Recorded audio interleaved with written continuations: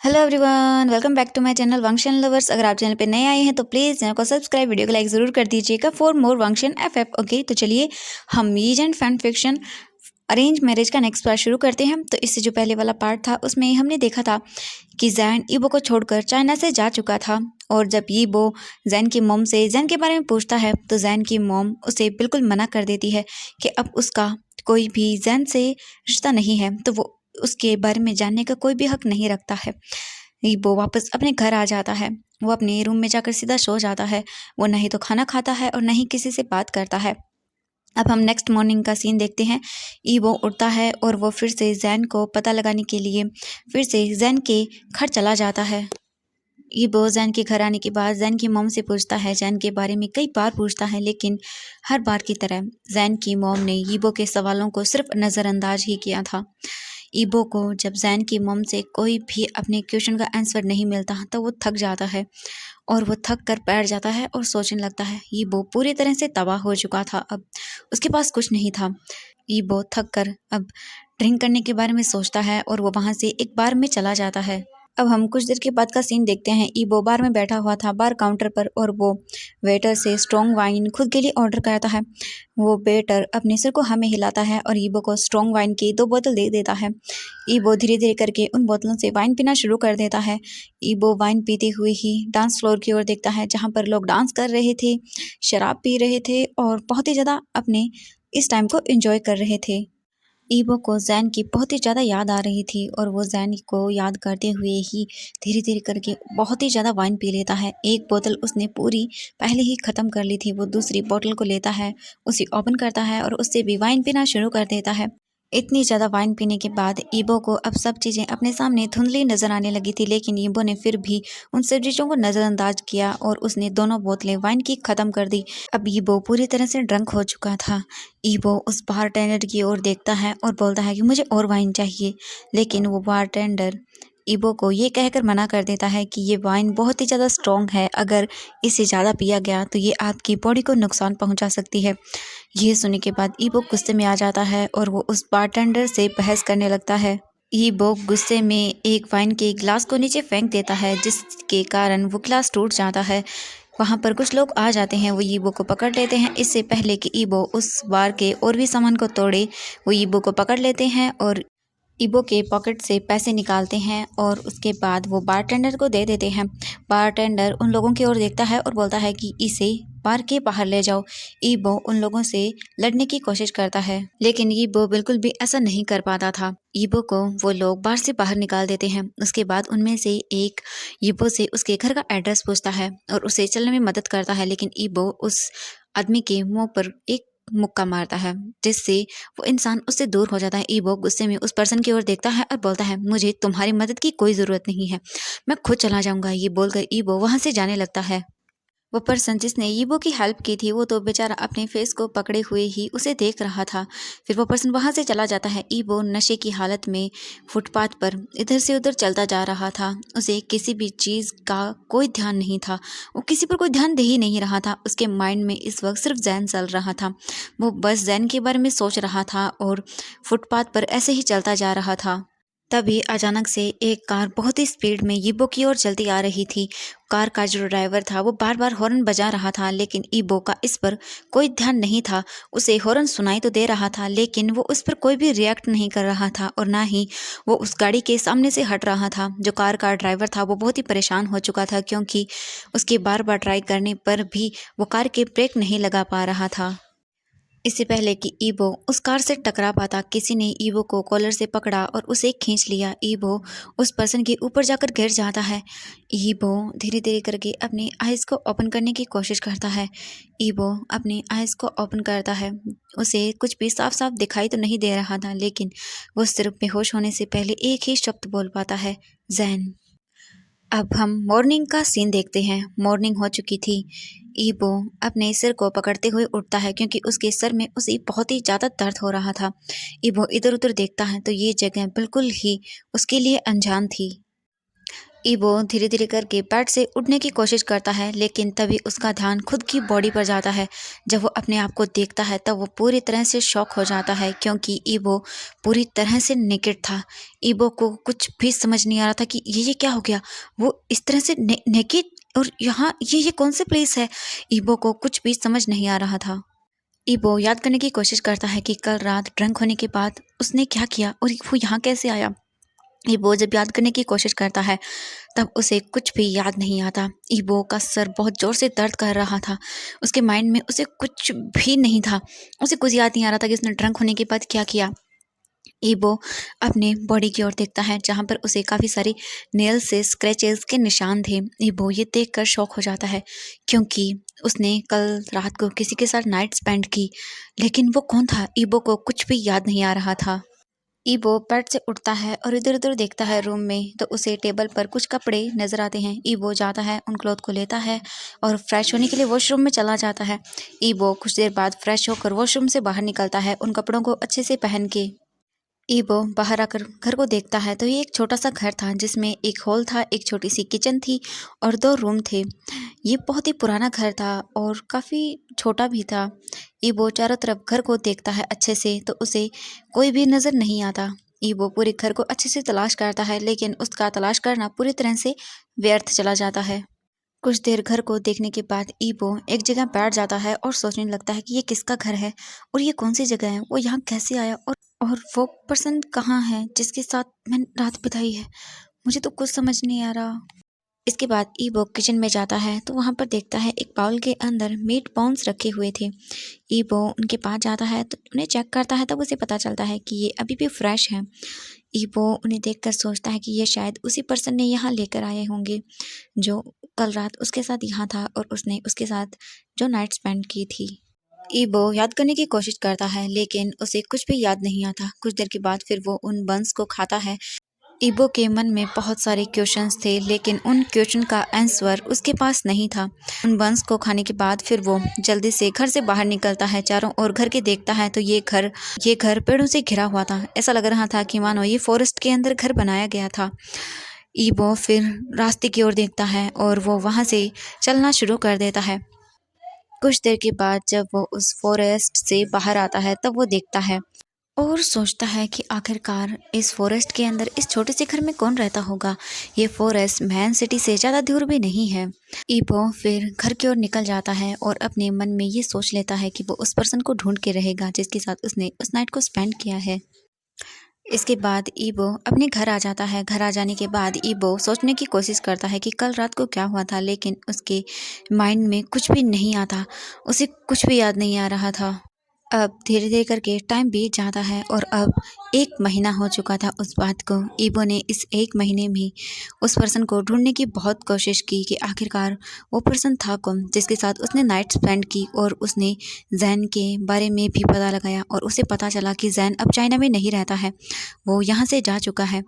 ईबो बहुत बार जैन की मॉम से पूछता है कि उसे जैन का एड्रेस मिल जाए, वो कहाँ रहता है उसे पता चल जाए, लेकिन जैन की मॉम ने इस बात से साफ इनकार कर दिया। ईबो धीरे धीरे करके पूरी तरह से जैन की यादों में खो गया।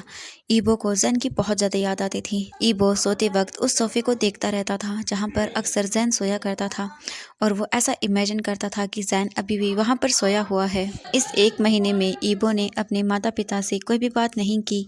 हालांकि ईबो ने अपने ब्रदर से बात जरूर की, क्योंकि उसका भाई उसे अच्छे से समझता है। हाईक्वान समझ रहा था कि इस वक्त ईबो गिल्ट और पेन में है, क्योंकि वो अपने ब्रदर के फेस एक्सप्रेशन को देखकर सब कुछ बता सकता था। इसलिए हाईक्वान सब समझ रहा था इस वक्त जो भी ईबो फील कर रहा था। ईबो ने अपने ब्रदर को अपने पास्ट लाइफ के बारे में सब कुछ बता दिया, और उसने यह भी बताया कि आखिरकार क्यों वो जैन को खुद से दूर करता था, क्योंकि जब भी वो जैन को देखता था तब उसे लूसी की याद आती थी, क्योंकि उसे वो दोनों सिमिलर लगते थे, इसीलिए वो जैन को अपने आप से दूर रखता था। हाइकवान भी ईबो से गुस्सा था, लेकिन वो काम डाउन रहा और उसने ईबो से कहा कि ईबो, तुम सब कुछ अच्छे की प्रार्थना करो और देखना कि सब अच्छा हो जाएगा। इसके बाद ईबो ने डिसाइड किया कि वो अब चाइना में नहीं रहेगा, वो वापस फ्रांस चला जाएगा। ईबो के मॉम डैड ने ईबो के इस डिसीजन पर कुछ नहीं कहा। हाइकवान ने की ओर देखा और वो बोला, ईबो, वो दी तुम्हारा घर हमेशा तुम्हारा सपोर्ट करेगा। ईबो ने अपने ब्रदर की ओर देखा और कहा, थैंक यू घर। इसके बाद ईबो वापस फ्रांस चला गया। ईबो ने एक दिन का पूरा रेस्ट किया और उसके बाद उसने डिसाइड किया कि वो मिस्टर ज़ैंग से बात करेगा अपनी जॉब के लिए। वापस वो उसी कंपनी में जॉब करना चाहता है। इसके बाद ईबो ने डिनर किया। डिनर कर लेने के बाद ईबो ने डिसाइड किया कि वो मिस्टर ज़ैंग को कॉल करेगा। ईबो ने मिस्टर ज़ैंग को कॉल किया और कहा कि वो वापस कंपनी में जॉब करना चाहता है। मिस्टर ज़ैंग ने कहा कि हाँ ठीक है ईबो, तुम कर सकते हो, क्योंकि मिस्टर ज़ैंग जानते थे कि ईबो कितना पंक्चुअल है और कितना हार्ड वर्किंग मैन है और उसकी कंपनी को ईबो जैसे ही पर्सन चाहिए जो उसकी कंपनी में इतने हार्ड वर्किंग तरीके से काम को करे। और वो इस बात पर अग्री हो जाते हैं और वो ईबो से बोलते हैं कि ईबो, तुम्हें एज ए एक एम्प्लॉय ही काम करना होगा कंपनी में, क्योंकि अब मेरे पास ऑलरेडी एक असिस्टेंट है। इसके बाद ईबो इस बात पर अग्री कर जाता है और ईबो अपने फ़ोन को कट कर देता है। फ़ोन कट कर देने के बाद ईबो बेड पर लेट जाता है, अपनी आइज़ को बंद करता है और एक डीप ब्रीथ लेता है। तभी ईबो के माइंड में फिर से ज़ैन का फेस फ्लैश हो जाता है। ईबो को जैसे ही ज़ैन की याद आती है, ईबो जल्दी से अपना फ़ोन निकालता है और ज़ैन की फ़ोटो देखता है, क्योंकि उसने ज़ैन की फ़ोटो को अपने फ़ोन का वॉलपेपर बना के रखा था। ईबो ज़ैन की फ़ोटो को टच करते हुए बोलता है, ज़ैन तुम कहाँ पर हो? मैं जानता हूँ मैंने जो भी गलत किया है उसके लिए मैं तुमसे माफ़ी मांगना चाहता हूँ। मैं बहुत गिल्टी फील करता हूँ हर एक चीज़ के लिए। प्लीज़ ज़ैन वापस आ जाओ, मैं सब कुछ ठीक करना चाहता हूँ। ज़ैन, अगर हम किसी दिन मिले तो मैं सब कुछ ठीक करूँगा, क्योंकि मैं अब तुम्हारे बिना बिल्कुल भी नहीं रह सकता हूँ। ये सोचते हुए अगेन ईबो अपनी आइज़ को बंद कर लेता है और फिर से वो ज़ैन के बारे में सोचने लगता है और उसकी आंखों से आंसू गिरने लगते हैं। ईबो ऐसे ही सोचते हुए ही सो जाता है और उसकी आंखों से आंसू भी गिरते रहते हैं बहुत बार। ईबो बहुत थक चुका था, इसलिए उसे जल्दी ही नींद आ जाती है। नेक्स्ट डे ईबो जल्दी से उठ जाता है, अपने लिए ब्रेकफास्ट बनाता है, अच्छे से रेडी होता है और फिर वो अपने ऑफिस के लिए निकल जाता है। ईबो ऑफिस आता है। ऑफिस आने के बाद फिर वो अपने कलीग से मिलता है और फिर अपने बॉस से मिलने के लिए चला जाता है। बॉस से मिलने के बाद ईबो उनके असिस्टेंट से भी मिलता है, जिनका नाम जियांग चैंग था। जियांग चैंग ईबो को उसका कैबिन दिखाता है और उसे कुछ फाइल भी देता है। ईबो जाकर अपने कैबिन में बैठ जाता है और उन फाइल्स पर काम करना शुरू कर देता है। अब हम एक पर्सन को देखते हैं जो कि भागता हुआ ऑफिस के अंदर आ रहा था। वो जल्दी से ऑफिस के अंदर आता है और अंदर आने के बाद फिर वो अपनी ब्रीथिंग को नॉर्मल करने की कोशिश करता है। तभी जियांग चैंग उसके पास आता है और बोलता है, ज़ैन तुम ध्यान से नहीं चल सकते हो क्या? तुम अपना ख्याल रखो और ऐसे भागो तो बिल्कुल मत।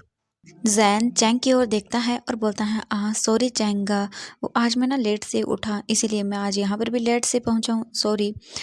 चैंग ज़ैन की ओर देखता है और बोलता है, ज़ैन कोई बात नहीं, तुम चिंता मत करो, बॉस तुम्हारी हालत को देखकर तुम पर गुस्सा नहीं करेंगे। ज़ैन ये सुनकर स्माइल करता है, फिर अपने टमी को सहलाते हुए बोलता है, हाँ ये तो है। इसके बाद जियांग चैंग बोलता है ओके, और फिर वो वहाँ से चला जाता है। इसके बाद ज़ैन वापस अपनी ही दुनिया में खो जाता है। वहीं दूसरी तरफ ईबो अपने सामने का सीन देखकर पूरी तरह से फ्रीज रह चुका था, क्योंकि उसके सामने ज़ैन था। ज़ैन को उसने 1.5 महीने से नहीं देखा था। इससे पहले कि ईबो अपनी चेयर से उठकर ज़ैन के पास जा पाता, तब तक ज़ैन वहाँ से जा चुका था। ईबो को समझ नहीं आ रहा था, उसने अपने सामने सच में ज़ैन को देखा या फिर ये उसका सपना था या फिर वो सपना देख रहा था। ईबो फिर अपने आप को होश में लाता और बोलता, नहीं नहीं नहीं, वो ज़ैन था, मुझे मुझे मुझे मुझे उससे मिलना है। ये बोलकर ईबो जाने लगता है, लेकिन तभी वो रुक जाता है और सोचता है, क्या ई ज़ैन ज़ैन मुझे देखकर गुस्सा होगा? हाँ, वो मुझे देखकर गुस्सा होगा।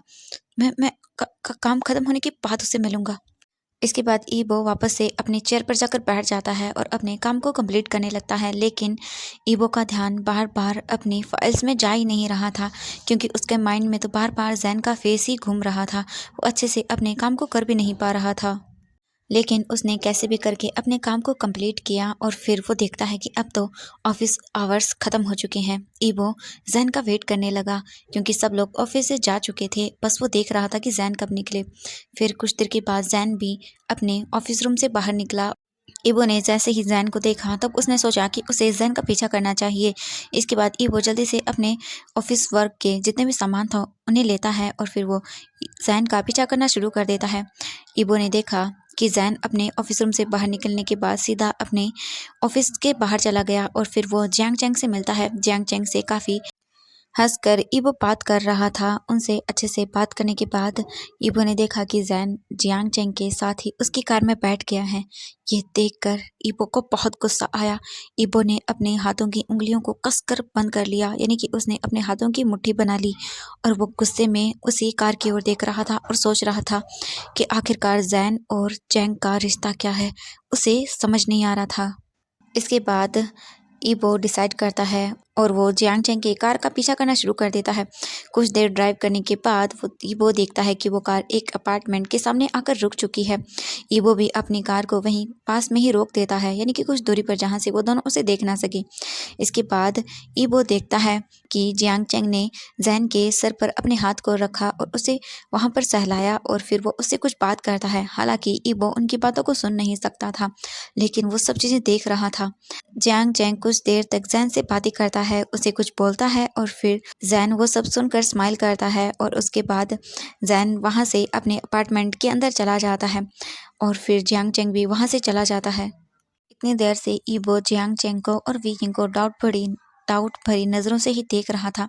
जियांग चेंग के वहाँ से जाने के बाद ईबो अपनी कार से बाहर निकला और फिर वो जैन के अपार्टमेंट के सामने चला गया और उसने डोरबेल को बजा दिया। जैन जो अपने घर के अंदर चला गया था, वो सोचता है कि अभी अभी तो चेंग यहाँ से गया है, अभी कौन हो सकता है। जैन फिर डोर के पास आता है और वो डोर को ओपन करता है और अपने सामने देखकर वो शॉक हो चुका था। उसे समझ नहीं आ रहा था कि वो क्या करे। तो एवरीवन, आज के लिए बस इतना ही। मिलते हैं नेक्स्ट पार्ट में। Bye bye everyone. I know कि आज के पार्ट में बहुत सारे सस्पेंस हैं, तो धीरे धीरे करके पता चलेगा कि आखिरकार इतने सारे सस्पेंस का राज क्या है। आखिर हमें ये भी पता चलेगा कि यीबो ने नाइट स्पेंड की किसके साथ थी और जैन यहाँ इतने टाइम से, और जब जैन के सामने यीबो आएगा तब क्या होगा। सब चीज़ें हमें नेक्स्ट पार्ट में पता चलेगी। तो बाय बाय एवरीवन।